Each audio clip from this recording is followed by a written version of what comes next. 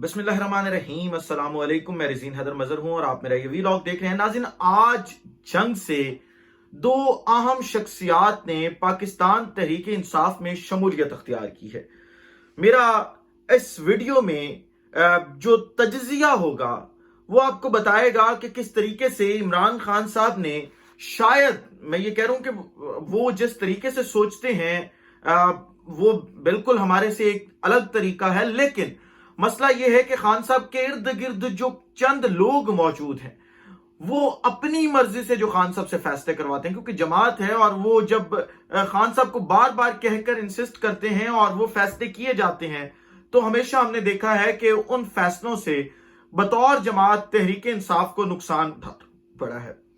आज दो शख्सियात जो शामिल हुई हैं, जिसमें पहले नंबर पर शेख वकास अकरम है, जो कि काफ लीग में भी रहे, पीपल्स पार्टी में भी रहे, फिर नून लीग में रहे और 2018 के इलेक्शन में भी तहरीक इंसाफ के अंदर जो है वो शमूलियत की ख्वाहिश रखते थे, लेकिन तब शमूलियत अख्तियार नहीं कर सके। अलबत्ता अब शमूलियत अख्तियार करने में कामयाब हो गए हैं चंद शख्सियात की वजह से।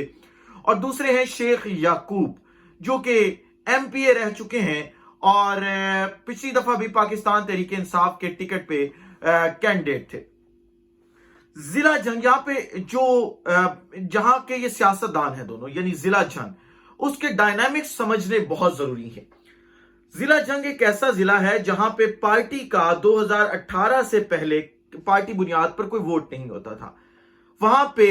शिया और सुन्नी, ये दो फिरके जो हैं, इसकी बुनियाद पर वोट पड़ा करता था और इसी बुनियाद पर शेख वकास अकरम ने जितने भी इंतखाबात हुए वो जीते। क्योंकि शेख वकास अकरम का तब जब जो हल्का होता था N89 तब होता था, अब जो हल्का 109 बन चुका है। उस हल्के में जो तशय्युद थे वो भी बड़े पीक पर थे और दूसरी तरफ जो है वो सिपाही साहबा दियोबंदी वोट बहुत ज्यादा था।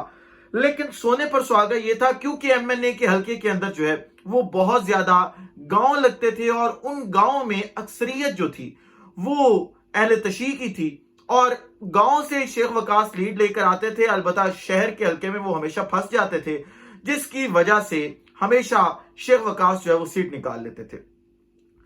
दूसरी तरफ गुलाम बीबी भरवाना थी 2018 के इलेक्शन में। अब हुआ कुछ यूं कि गुलाम बीबी का जो हल्का दोबारा बना,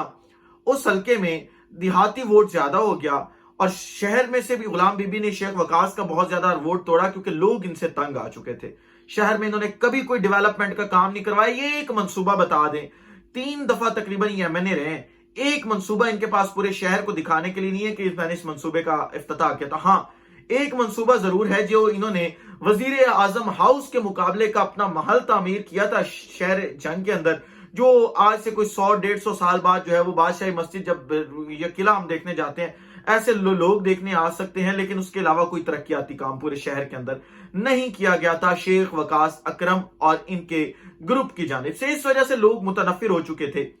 अब 2018 में जब नून लीग को खैर बात काम शेख वकास अकरम ने, क्योंकि नून लीग बुरे तरीके से पिट चुकी थी, हवा तहरीक इंसाफ की चल रही थी,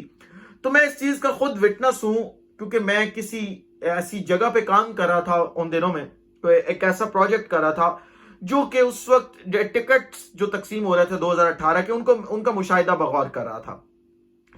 शेख वकास अकरम ने बड़ा जोर लगाया कि किसी तरीके से मुझे ये टिकट मिल जाए, लेकिन शेख वकास अकरम को तहरीक इंसाफ का टिकट ना मिल सका, जिस वजह से तहरीक इंसाफ के टिकट पे ना लड़ने का भी एक नुकसान हुआ और शेख वकास शहरी हल्के से ये इलेक्शन हार गए। अब 2023 का इलेक्शन है और 2023 के इलेक्शन में शेख वकास अकरम साहब की ख्वाहिश यह है कि वो तहरीक इंसाफ से दोबारा इलेक्शन लड़े। इसके लिए उन्होंने फवाद चौधरी का कंधा इस्तेमाल किया और दूसरा जो है वो सियालवी साहब, जो पीर सियाल शरीफ वाले हैं, उनका कंधा इस्तेमाल किया। आज दोनों शख्सियात उस मुलाकात में मौजूद थी जिस मुलाकात में शेख वकास अकरम ने आज जमान पार्क में इमरान खान साहब से मुलाकात करने के बाद तहरीक इंसाफ को ज्वाइन किया है। अब सवाल यह है कि वो शख्स जिसका नूर आलम खान, जो पिशावर से एक लोटा हुआ था, राजा रियाज अपोजिशन लीडर फैसलाबाद से, इन लोगों के साथ बहुत गहरे मरासिम हो और इनका लंगोटिया यार, आप जिसे कह सकते हैं लंगोटिया यार हो, उस शख्स पर कैसे एतबार किया जा सकता है। और अगर इमरान खान साहब ने शेख वकास अकरम को टिकट देना है تو وہ بیانیہ جو رجیم چینج کے بعد بنایا گیا تھا اور یہ کہا گیا تھا کہ اب ہم ایسے لوٹوں کو ٹکٹ نہیں دیں گے، شیخ وقاص کو اگر ٹکٹ ملتا ہے تو اس بیانیے کا کیا بنے گا؟ وہ بیانیہ تو دفن ہو جائے گا پورے ضلع کے اندر، اور اس صرف ایک ٹکٹ کی وجہ سے پورے ضلع میں پاکستان تحریک انصاف کو نقصان اٹھانا پڑ سکتا ہے۔ وہ نقصان اب کیسے اٹھانا پڑ سکتا ہے کہ پاکستان تحریک انصاف کے جتنے بھی وہاں پہ، کیونکہ 2018 کے الیکشن میں پورے ضلع میں پاکستان تحریک انصاف نے کلین سویپ کیا تھا، صرف ایک ایم پی اے کی سیٹ تھی جو بعد میں لوٹا ہوا تھا، معاویہ اعظم جس کا نام تھا، وہ شخص جو تھا وہ اپنی رائے حق پارٹی سے جیتا کیونکہ شہری حلقے میں سپاہی صحابہ کا ووٹ زیادہ تھا، اور ویسے بھی اس وقت ان کو مین دھارے میں، قومی دھارے میں لانے کی پالیسی اسٹیبلشمنٹ کی چل رہی تھی، جس وجہ سے وہ سیٹ انہیں دے دی گئی تھی۔ اب جب وہ سیٹ انہیں دے دی گئی تو وہ بھی تحریک انصاف کے پلڑے میں ڈال دیا گیا ایم پی اے، بعد میں جسے توڑ کر نون لیگ کے ساتھ شامل کروایا گیا، اور اسمبلی تحلیل ہونے تک وہ نون لیگ کا ہی دھڑے کا جو ہے وہ حصہ رہا تھا۔ اب جو باقی ایم پی ایز اور ایم این ایز تھے ان کا ایک اپنا دھڑا ہے، ان کی اپنی ایک سیاست ہے، وہ تمام لوگ مل کر سیاست کر رہے تھے، جن کی سربراہی جو ہے وہ صاحبزادگان جو ہیں محبوب سلطان صاحب جو ہیں وہ کر رہے تھے۔ اب شیخ وقاص اکرم بالکل اینٹی چیز ہے ان سے۔ شیخ وقاص کو اگر گروپ دیا ٹکٹ پاکستان تحریک انصاف دیتی ہے اور نیچے سے شیخ یعقوب کو ٹکٹ دیتی ہے، شیخ یعقوب کا ٹکٹ مجھے سمجھ آتا ہے، کوئی مسئلہ نہیں ہے، اور مجھے یہ تھا کہ شیخ وقاص اکرم کی شمولیت کا مجھے بڑے دنوں سے اندازہ تھا، لیکن مجھے یہ تھا کہ شاید ایم پی اے کی ٹکٹ کے لیے اپلائی کریں گے، لیکن وہ سیدھی چھلانگ ایم این اے کے ٹکٹ کی لگا رہے ہیں۔ اب جب ایم این اے کی ٹکٹ پہ وہ چھلانگ لگائیں گے، غلام بی بی بھروانہ ٹوٹیں گی اس پینل سے، تو کیا باقی تمام لوگ ایکسپٹ کریں گے؟ بالکل ایکسپٹ نہیں کریں گے۔ ظاہری بات ہے جس پلیٹ فارم سے غلام بی بی الیکشن لڑیں گی اسی پلیٹ فارم سے باقی الیکشن لڑنے کی کوشش کریں گے۔ تمام سٹیک ہولڈرز کو اعتماد میں لیے بغیر ایک ایسے متنازع شخص کی شمولیت، پہلا میرے خیال میں جو ہے وہ ایک بلنڈر ہے جو عمران خان صاحب سے آج کروایا گیا۔ دوسرا یہ، ہم ہمیشہ یہ کہتے ہیں کہ اسٹیبلشمنٹ عوام کی نبض نہیں پڑھ رہے، اب اگر تحریک انصاف جنگ کی عوام کی نبض پڑے بغیر ٹکٹ دے گی اور یا شیخ وقاص کو دے گی یا جو تیمور بھٹی تھے جو پاکستان تحریک انصاف کے جو ہے وہ وزیر بھی رہے اور آخری ٹائم تک وہ تحریک انصاف کے ساتھ کھڑے رہے، لوگ بکے، سب کچھ ہوا، لیکن انہوں نے پاکستان تحریک انصاف کو نہیں چھوڑا، اور ہمیشہ یہ ہوا کہ پہلے بھی ایک دفعہ وہ تحریک انصاف پہ انہوں نے ٹکٹ پہ کانٹیسٹ کیا تھا، بڑی لیڈ سے انہوں نے الیکشن لڑا، لیکن وہ ہار گئے چند ووٹوں سے، لیکن دوبارہ جنرل الیکشنز میں جب وہ آئے تو ہم نے دیکھا کہ تیمور بھٹی نے بڑی لیڈ کے ساتھ الیکشن نکال لیا تھا۔ اب دوبارہ تحریک انصاف کا حصہ رہے، اور اب اگر انہیں ٹکٹ نہیں دیا جاتا، وہاں پہ ایک گاڑی صاحب ہیں،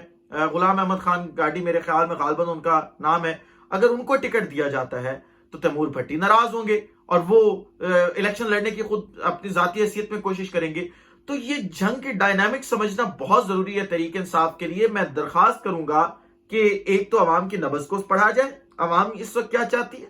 دوسرا یہ کہ جنگ کے ڈائنامکس کو سمجھ کر باقی تمام سیاستدانوں کو لوپ میں لے کر ٹکٹس کا فیصلہ کیا جائے، اور خدا را میں یہ درخواست کروں گا تحریک انصاف والوں سے، عمران خان صاحب سے میری التجا ہے کہ اس دفعہ ٹکٹس دینے سے پہلے یہ ضرور دیکھ لیجئے گا کہ کہیں کوئی لوٹا ٹکٹ نہ لے جائے، کیونکہ اگر کوئی لوٹا ٹکٹ لے گیا تو اس کا دوبارہ نقصان پاکستان تحریک انصاف کو اٹھانا پڑ سکتا ہے، جس طریقے سے ہم نے رجیم چینج آپریشن میں نقصان اٹھاتے دیکھا۔ ایسے لوگ سے اجازت دیجیے، اپنا خیال رکھیں، اپنے کے لوگوں کا خیال رکھیں، اپنے عزیز پاکستان کا خیال رکھیں۔ اس وقت عزیز پاکستان کو اور آپ تمام لوگوں کا اللہ حامی و ناصر ہو۔ پاکستان زندہ باد۔